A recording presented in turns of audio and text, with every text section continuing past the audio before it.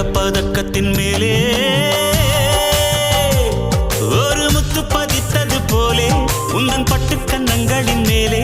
ஒன்று தொட்டு கொடுத்திடலாமோ நீயும் விட்டு கொடுத்திடலாமோ